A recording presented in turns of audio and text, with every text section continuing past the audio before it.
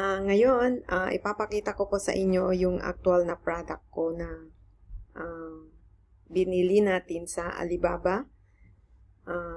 Okay, so, ito yung AirPods Pro. Ito siya. Ito na. ito. Ito siya. May logo siya na. Ito yung AirPod Pro 3. So, may Apple logo din siya. Yan. So, ganito po, ganito siya. Okay? Ito po yung naka-sealed. Ano? So, ipapakita ko ngayon kung ano yung laman nito. Okay? So, ito po yung laman ng ito siya. AirPods Pro. Okay, so, ayan. Tapos, meron siyang spare na para dito sa na 2 pairs. Ito po. Ito. Para dito.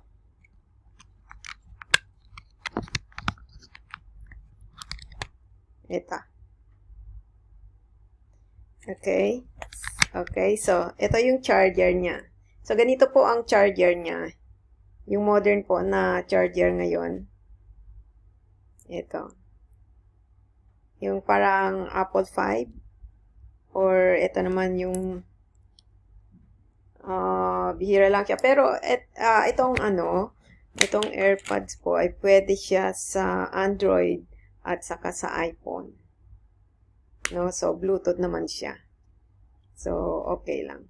Okay, so, tingnan natin. Ito siya. Cute. So, ito yung right. At saka ito yung left. So, ito po yung charger niya.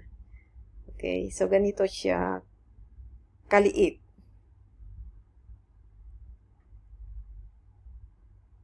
Okay. So, ito yung charger niya. Yung pag-charge niya. Yan. Ito po, meron kang ipipindot dito kung i-connect mo siya. Kailangan mong i-click nito. Ito sa likod. So, ito po.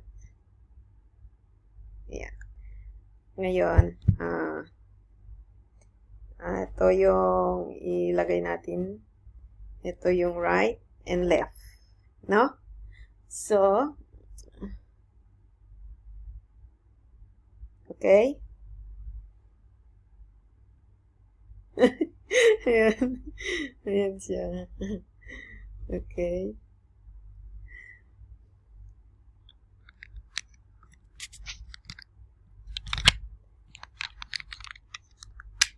Okay.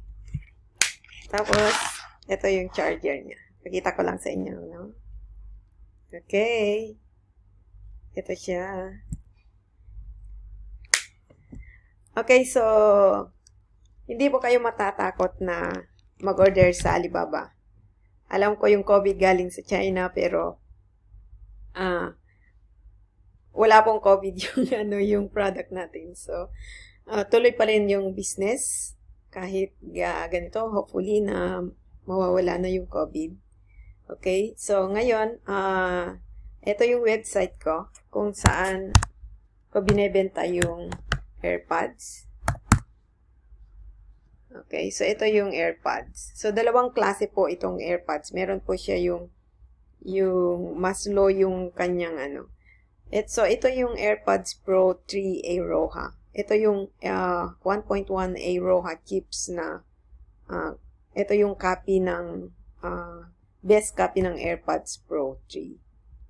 Okay? So, ito yung price ko. Ito siya. Ayan. So, dito ko po binebenta yung AirPods ko. Yung mga paninda ko. Okay? Dito ko po binili yung ito. Ito yung Green Environmental Technology ko. So, dito ko po binili yung aking product. Okay. So, more sila, sa electronics talaga sila. Ito yung mga products nila. Nung umorder po ako doon, FedEx. So, 4 days lang siya from China to Philippines. 4 days lang. So, okay po. Kasi, ito ang store ko kasi dropshipping ito. So, kailangan mabilis yung, pag dropshipping international ka kasi, kailangan kasi na mabilis yung, ang iyong shipping. Para hindi ma-board yung mga customers mo. Okay. So, ito po yung, kung gusto nyo pong bumili dito sa website ko, ito lang po yung, www.pesophshop.com. Stay safe po at kung hindi pa kayo nakaka-subscribe dito sa YouTube ko para tuloy-tuloy yung pag-record ko ng tuloy-tuloy yung mga pag-record ko or pag-share ko ng value dito sa aking channel. Paki-hit lang po yung subscribe button at saka like. Maraming salamat po. God bless us. Thank you again.